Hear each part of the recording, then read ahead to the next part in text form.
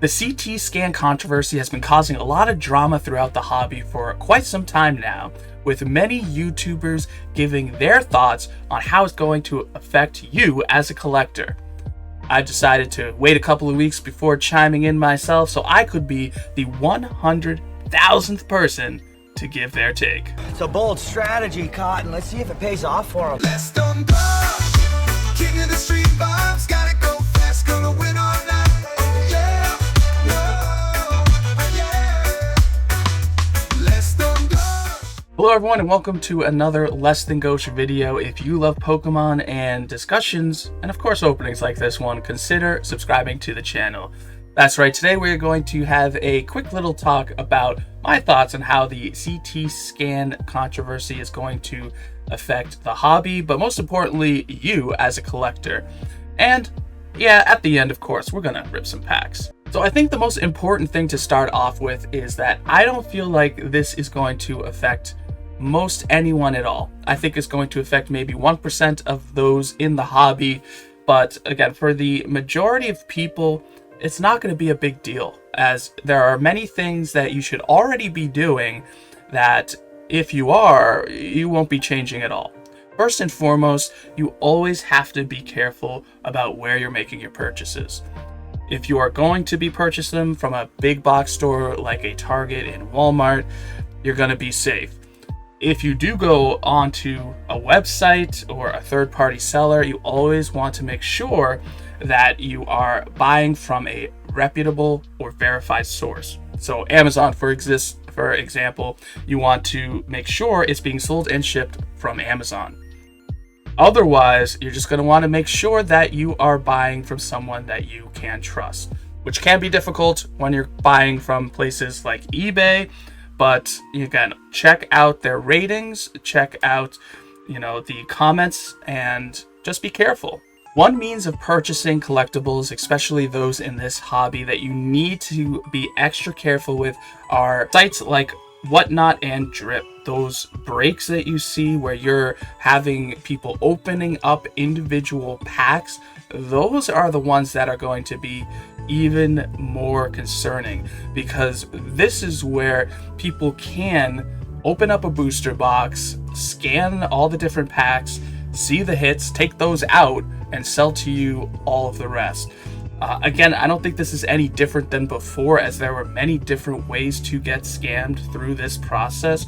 But again, if you are someone who uses sites like this or enjoys breaks like that you see on those sites, just be extra careful, even more so now than ever. Another part of the hobby where you can see a lot of scammings and tricks and ways to try to pull things over on you is through vintage trading or selling.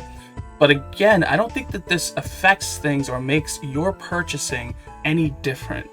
One thing that I would highly recommend whenever purchasing a vintage pack, especially in the WotC era, is to see for yourself the weight. If a pack is not on a scale, then you should consider it being light and that you are not going to get a holo. Of course, even if it is on a scale, it could be tampered with, whether it is resealed or what have you. But again, if it is not on a scale and you cannot verify the weight, consider it light. Now, with that said, there could still be a chance that people are scanning those vintage packs, seeing that, oh, I've got a first edition Charizard in this base set, so I'm keeping that for myself, but hey, I'll sell you this Chansey instead. Now, again, in that case where they're being slightly legit, you're still going to get a holo, but you might not get the desired holo. And I think that kind of leads into who does this benefit the most? Who does scanning cards benefit? And I think it goes twofold. Those who have highly desirable modern sets in booster boxes like Evolving Skies, Lost Origin, maybe even Twilight Masquerade, and they're going to scan a bunch of packs to see if they can get that big hitter and then sell the rest.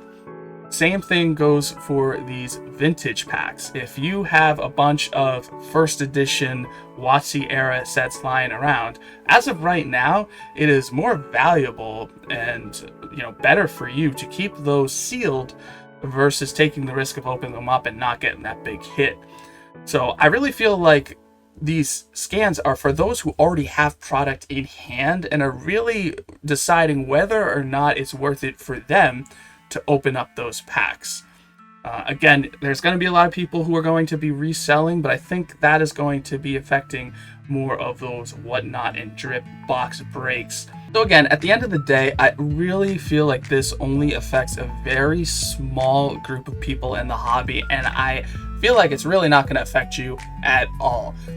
You've always had to be vigilant with people out there trying to scam you, so that's not going to change. You just might have to up your game a little bit to just ensure even further that you are purchasing from reputable sources. If and when the time comes where you can get some sort of scanner on your phone and people can go into stores and scan those individual packs, that's where I think a big concern should come. And I say that as a means to just be careful for when or if that time comes.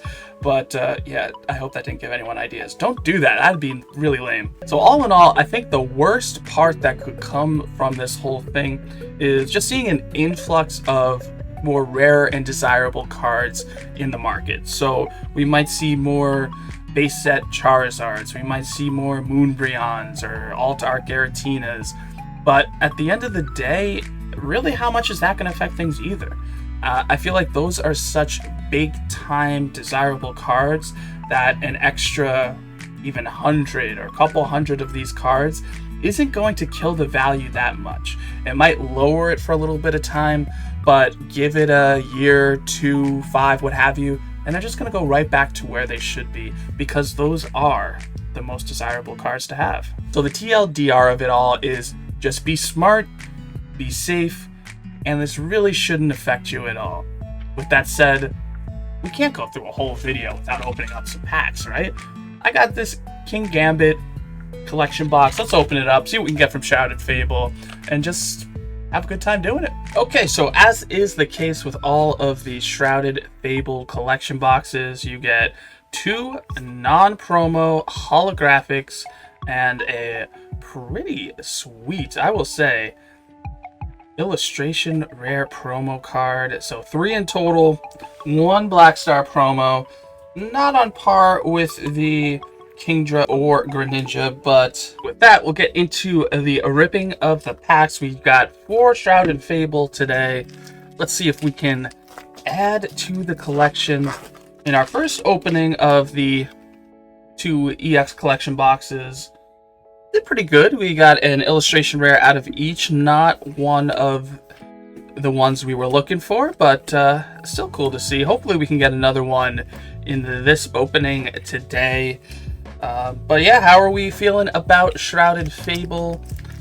Now, this, by the time this video is out, might have been maybe close to a week since its release.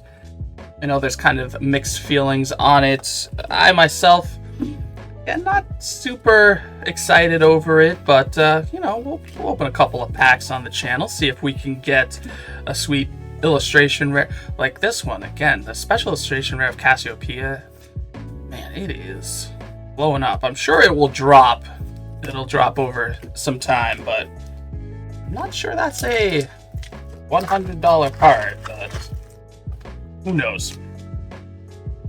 What I do know is I want that Persian, guys. That Persian is looking sweet, and hopefully we can pull that or any, I'd like to get 1 special illustration rare. It would be pretty cool.